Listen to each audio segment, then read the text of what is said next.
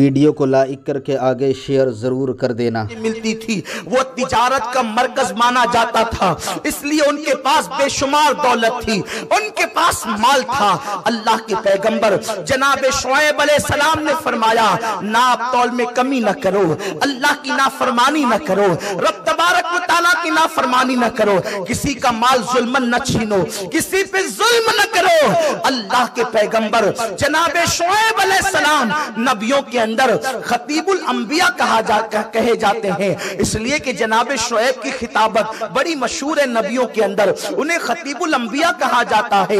بڑی دل نشین خطابت تھی ان کی، بڑا عظیم خطاب کا انداز تھا، لیکن جناب شعیب نے اس قوم کو منع کیا، قوم نے نہ مانا، اللہ نے اس قوم کو ہلاک کر دیا۔ قوم عاد کو ہلاک کیا، قوم سمود کو ہلاک کیا، یہ مختلف قومیں ہیں جن کا تذکرہ آپ سنتے رہتے ہیں۔ قوم لوط کو ہلاک کیا، یہ قوم لوط وہی قوم ہے جن کو اللہ نے سرسبز و شاداب علاقے عطا کیے تھے، بڑے خوبصورت علاقے عطا کیے تھے۔ جیسے کشمیر بڑا حسین ہے، اسی طریقے سے اللہ نے قوم لوط کو حسین علاقہ عطا کیا تھا۔ لوگ تفریح کے لیے، لوگ سیاحت کے لیے ان کے علاقے میں آتے تھے، آنے کے بعد اللہ اکبر وہ انہی سے پیسے کماتے تھے، بہت مالدار ہو گئے۔ جب مال خوب ہو گیا تو شیطان نے ان کو بدفعلی میں مبتلا کیا۔ یہ وہ فعل ہے جو زنا سے بدترین فعل ہے۔ جب اس قوم کے اندر اللہ اکبر یہ بدفعلی بڑھی تو اللہ نے جناب ابراہیم علیہ السلام کے بھتیجے جناب لوط علیہ السلام کو وہاں مبعوث فرمایا۔ آپ جانتے ہیں یہ وہ فعل ہے کہ جانور بھی ایک دوسرے کے ساتھ نہیں کرتا، جو کام قوم لوط نے کیا تھا۔ اللہ کے پیغمبر جناب لوط علیہ السلام جب اس قوم کے درمیان آئے ہیں تو اس قوم کے اندر یہ ایک گناہ نہیں تھا۔ عام طور پہ لوگوں کا تصور ہے کہ صرف ایک گناہ تھا، یہ جسے آپ لواطت کہتے ہیں، یہ گناہ بھی تھا۔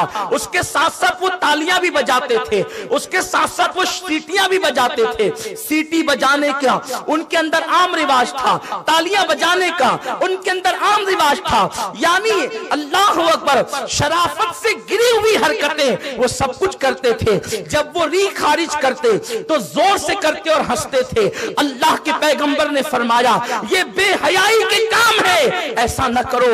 انہوں نے اللہ کے نبی کی بات ماننے کی بجائے انہوں نے یوں کہا کہ لوط تو بڑا شریف بنتا ہے، تو بڑا عزت والا بنتا ہے، ضرور ہم تجھے اپنی قوم سے باہر کر دیں گے، اپنی بستی سے باہر کر دیں گے، ہماری بستی میں تیرے لیے کوئی جگہ نہ ہوگی۔ اللہ کے پیغمبر لوط علیہ السلام نے جب اس قوم کو فرمایا میری قوم ایسا نہ کرو ورنہ تم اللہ کے عذاب میں گرفتار ہو جاؤ گے۔ جب بھی کوئی قوم گناہ پر دلیر ہوئی ہے تو خوشحالی کے بعد دلیر ہوئی ہے، مالداری کے بعد دلیر ہوئی ہے۔ اللہ نے جب کسی قوم کو ہلاک کرنا چاہا تو پہلے اسے مال دیا، پہلے اسے دولت دی، پہلے اسے خوشحالی دی، پہلے اسے طاقت و قوت دی، پہلے اسے غلبہ دیا۔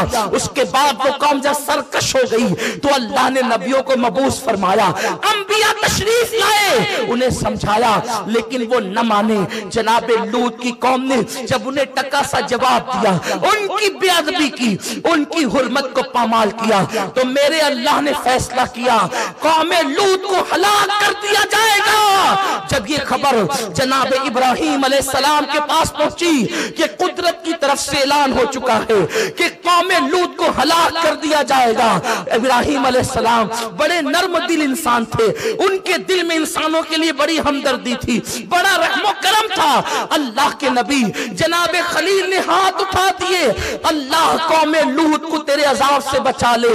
جواب آیا ابراہیم اب تم ان کے لیے دعا نہ کرو، ہم نے جس قوم کے لیے عذاب کا فیصلہ کر لیا ہے اب تم ان کے لیے دعا نہ کرو۔ جناب ابراہیم علیہ السلام کو روک دیا گیا اور اس کے بعد پتھر کی بارش کی گئی۔ کس طریقے سے کی گئی اس کا ایک اشارہ کر کے اپنے اصل عنوان کی طرف آتا ہوں۔ ان پر بارش روک دی گئی۔ جب بارش رک گئی ہے تو اللہ اکبر ان لوگوں نے دعا کی اللہ سے، اللہ باران رحمت کا نزول فرما۔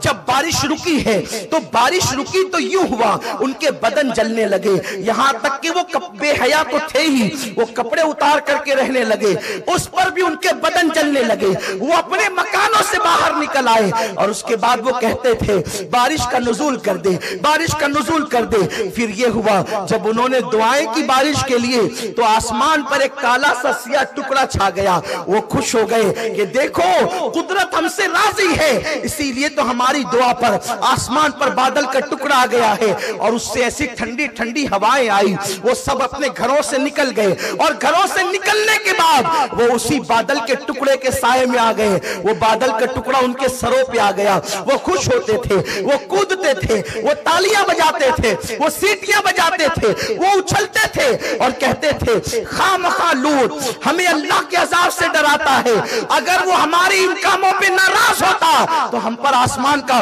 سے بادل کا یہ ٹکڑا کیوں آتا؟ لیکن اللہ اکبر، قرآن کے اوراق گواہ ہے، احادیث کا ذخیرہ گواہ ہے کہ جس وقت وہ سیاہ ٹکڑا ان کے سروں کے قریب آیا وہ اس انتظار میں تھے اب ٹھنڈی ہواؤں کے بعد باران رحمت کا نزول ہوگا۔ اس سے پتھروں کی برسات ہونے لگی، اور جب پتھروں کی برسات ہونے لگی، جس کے اوپر پتھر گرا اس پتھر پر اس کا نام لکھا ہوا تھا، سر سے وہ پتھر گرتا اور اس کے بعد اس کے بدن کو چیرتے ہوئے پاخانے کے مقام سے باہر ہو جاتا۔ اور جس وقت وہ ہلاک ہو گئے تو اللہ نے جبریل کو بھیجا، جبریل جاؤ۔ حضرت جبریل نے زمین کے اس ٹکڑے کو اپنے پر پہ اٹھایا اور اتنا اوپر اٹھایا کہ آسمان کے فرشتے ان کے کتوں کے بھونکنے کی آواز کو سننے لگے۔ اور پھر جناب جبریل علیہ السلام نے اس پورا خطہ زمین کو پلٹ دیا۔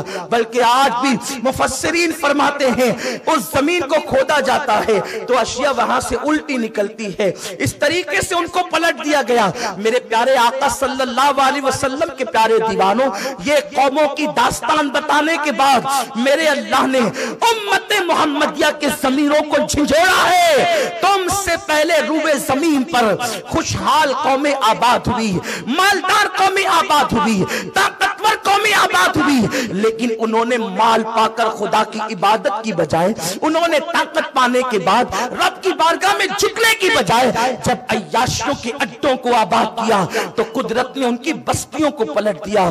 افلا تعقلون، کیا تم عقل سے کام نہیں لیتے؟ اللہ اکبر، قرآن مقدس تمہیں پکار پکار کر کہہ رہا ہے خدا جب کسی قوم کو آزماتا ہے تو پہلے ان پر عنایتیں کرتا ہے، پہلے ان پر خوشحالی بھیجتا ہے، پہلے ان کو مال و دولت عطا کرتا ہے، اور جب وہ قومیں خدا کی بارگاہ میں جھک جاتی ہیں تو ارشاد ہوتا ہے لئن شکرتم لازیدنکم، جب تم اللہ کی نعمتوں پہ شکر کرتے ہو اللہ اس میں اضافہ کرتا ہے، اللہ اس میں بڑھوتری کرتا ہے، اور جب تم ناشکرے ہوتے ہو، ناشکرے پن کا مطلب جب تم گناہ کرتے ہو، جب تم عیاشی کرتے ہو تو قدرت وہ نعمت چھین لیتی ہے۔ میرے پیارے آقا صلی اللہ علیہ وسلم کے پیارے دیوانوں، انہی قوموں کے نقش قدم پر آج میرا مسلمان بھائی بھی چل رہا ہے، آج امت مسلمہ بھی چل پڑی ہے۔ اللہ اکبر، میرے آقا صلی اللہ علیہ وسلم کے دیوانوں، گناہوں کے لیے، عیاشیوں کے لیے، گناہوں کے اڈوں کو آباد کرنے کے لیے الگ الگ مقامات پر، الگ الگ انداز سے، الگ الگ مواقع پر انسان گناہ کے لیے مواقع فراہم کرتا ہے۔ کوئی کہتا ہے فلاں موقع آ جائے تو یہ عشق کا دن منایا جائے، کوئی کہتا ہے فلاں موقع آ جائے تو پکنک پر جایا جائے، کوئی کہتا ہے فلاں موقع آ جائے تو نئے سال کی خوشیاں منائی جائے۔ میں تم سے پوچھنا چاہتا ہوں، اللہ اکبر، اگر نئے سال کی خوشی لوگ صرف اتنا مناتے کہ اس وقت اللہ کی بارگاہ میں دعا کرتے کہ میرے اللہ ہمارا ایک سال گزر چکا، اب ہم نے جو جرائم کیے ہیں تو اسے معاف فرما دے، ہم نے جو گناہ کیے ہیں تو اسے معاف فرما دے، اگر اتنا کرتے تو بہت تھا۔ لیکن اللہ اکبر، نیا سال، نئے سال کو استقبال دیتے ہوئے لوگوں نے باضابطہ طور پر گناہوں کے لیے مواقع تلاش کیے، اور بالخصوص گناہ کرنے والے کبھی گوا کا رخ کرتے ہیں، کبھی بمبئی کا رخ کرتے ہیں، کبھی پکنک پوائنٹ کا رخ کرتے ہیں، کبھی باغوں کا پارکوں کا رخ کرتے ہیں، کبھی سمندر کے کناروں کا رخ کرتے ہیں، اور یہ نیو ایئر منانا ایک بہانہ ہے، دراصل وہ گناہ کے لیے موقع تلاش کرتے ہیں۔ اور یہ سارے کام وہ لوگ کرتے ہیں جس کو اللہ نے خوشحال کیا۔ اکثریت کچھ چربی چڑھے ہوئے غریب بھی ہیں جن کے لیے بزرگوں نے کہا ہے کہ غریب کے پیٹ میں 4 پاؤں ہوتے ہیں، ایسے لوگ بھی مالداروں کی برابری کے لیے گناہوں کے مواقع تلاش کرتے ہیں۔ میرے پیارے آقا صلی اللہ علیہ وسلم کے پیارے دیوانوں، نیو ایئر کے حوالے سے 3 گناہ خاص طور پر کیے جاتے ہیں، ایک تو شراب، ایک تو زنا۔ اللہ اکبر۔ ویڈیو اگر اچھا لگا ہو تو لائک کر کے آگے شیئر ضرور کر دینا۔